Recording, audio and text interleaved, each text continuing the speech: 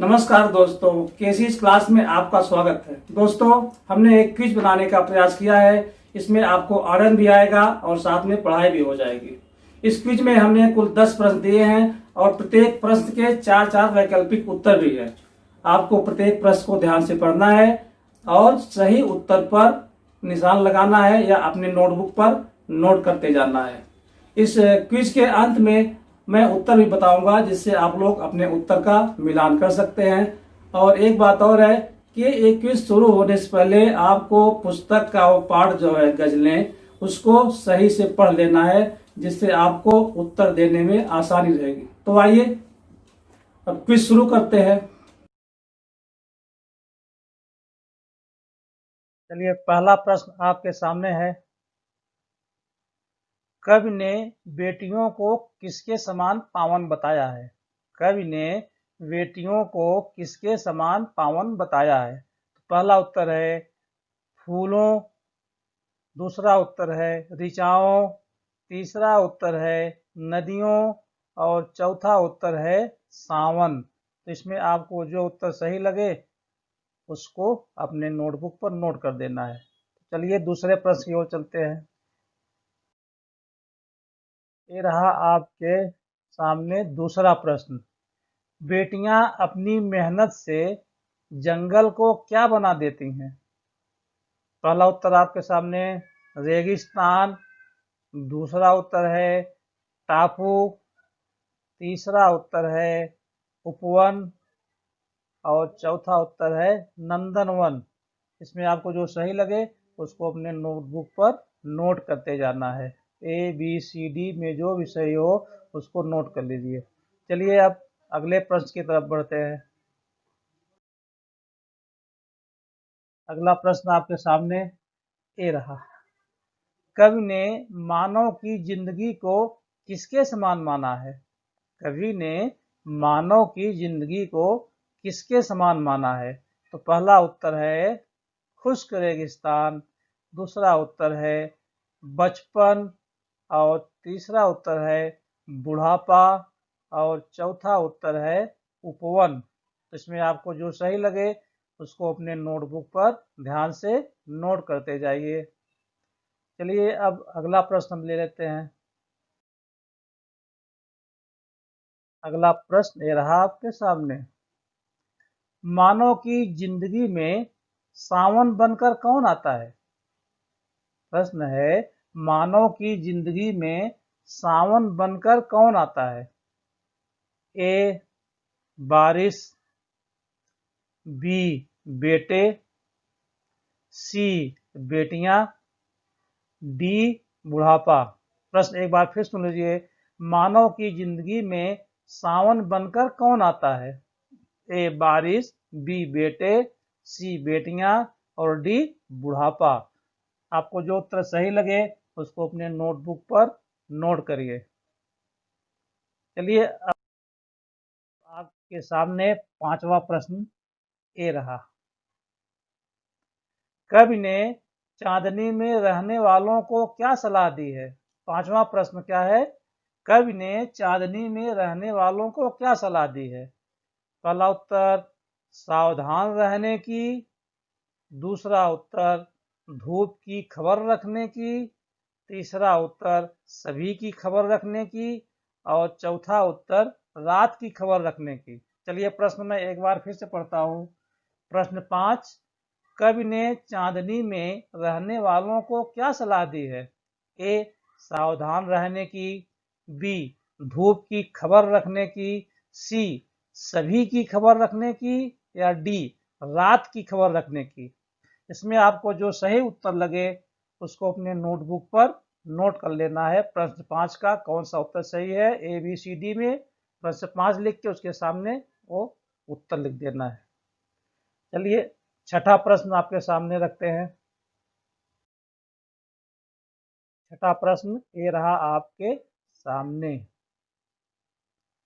दूसरों को दोष दूसरों के दोष देखने वालों को कवि ने क्या सलाह दी है? प्रश्न है, फिर से सुन लीजिए। दूसरों के दोष देखने वालों को कवि ने क्या सलाह दी है? पहला उत्तर आपके सामने है खुद भी बुरा बनने की, बी सबको दोषी समझने की, सी दूसरों को दोषी समझने की, और डी अपना दोष देखने की। इसको आप लोग ध्यान से देखिए। एक बार प्रश्न में फिर से दोहराता हूं। प्रश्न 6, दूसरों के दोष देखने वालों को कवि ने क्या सलाह दी है? ए खुद भी बुरा बनने की, बी सबको दोषी समझने की, सी दूसरों को दोषी समझने की, या डी अपना दोष देखने की। आपको जो उत्तर सही लगे उसका क्रमांक अपने नोटबुक पर नोट करते जाना है। चलिए अब अगले प्रश्न की ओर चलते हैं। प्रश्न 7वां आपके सामने ए रहा। प्रश्न 7, निम्नलिखित में से कौन सा शब्द पावन का समानार्थी है? नीचे कुछ प्रश्न रहेंगे, कुछ शब्द रहेंगे। तो निम्नलिखित में से कौन सा शब्द पावन का समानार्थी है? पहला उत्तर रहा पापी, बी सावन, सी पवित्र, डी दोषी। इसमें से पावन शब्द का समानार्थी कौन सा है वो आपको पहचान कर उसका क्रमांक अपने नोटबुक पर नोट कर लेना है ध्यान से। चलिए 8वां प्रश्न रखते हैं। 8वां प्रश्न ये रहा आपकी स्क्रीन पर। निम्नलिखित में से कौन सा शब्द फूल का विरुद्धार्थी है? मतलब नीचे कुछ शब्द रहेंगे, उसमें फूल का विरुद्धार्थी शब्द कौन सा है वो आपको पहचानना है। पहला भूल, दूसरा तूल, तीसरा शूल और चौथा धूल। इसमें से कौन सा शब्द फूल का विरुद्धार्थी है? ए भूल, बी तूल, सी शूल और डी धूल। इसमें से सही उत्तर आपको पहचानना है और नोटबुक पर उसका क्रमांक लिखते जाना है। चलिए हम अगला प्रश्न रखते हैं आपके स्क्रीन पर। ये रहा अगला प्रश्न आपके स्क्रीन पर। प्रश्न क्रमांक 9, निम्नलिखित में से कौन सा शब्द आंख का समानार्थी नहीं है? मतलब निम्नलिखित में से कौन सा शब्द आंख का समानार्थी नहीं है? मतलब 3 शब्द समानार्थी रहेंगे और एक शब्द समानार्थी नहीं रहेगा, वही नहीं वाला आपको पहचानना है। चलिए पहला उत्तर हम रखते हैं। ए नेत्र, बी चक्षु, सी नयन और डी कपोल। इसमें से कौन सा विकल्प आंख का समानार्थी नहीं है उसको पहचान कर अपने नोटबुक पर प्रश्न क्रमांक 9 का उत्तर लिखना है। चलिए अगले प्रश्न की ओर हम बढ़ते हैं। प्रश्न क्रमांक 10 आपके स्क्रीन पर। निम्नलिखित में से कौन सा शब्द अशुद्ध लिखा गया है? मतलब इसमें 4 प्रश्न विकल्प में से एक अशुद्ध रहेगा, वही अशुद्ध शब्द आपको पहचान कर उसको लिखना है। चलिए पहला विकल्प छांव, ए छांव, बी दर्पण, सी आंगन और डी पांव। इसमें से कौन सा शब्द अशुद्ध लिखा गया है वही आपको पहचानना है और उसका क्रमांक नोट करना है। अब उसके बाद आपको बाद में देखना है कि कितना हमने सही लिखा है, वही आपका स्कोर होगा। अगर 5 से अधिक है तो बहुत अच्छा है, पूरा 10 मार्क्स है तो बहुत अच्छा है, लेकिन फिर भी जो भी रहेगा आप अपना स्कोर देख सकते हैं। अब अगले स्लाइड में हम आपका उत्तर डाल रहे हैं। चलिए हम उत्तर देखते हैं। उत्तर क्विज 1 का सही उत्तर ए रहा।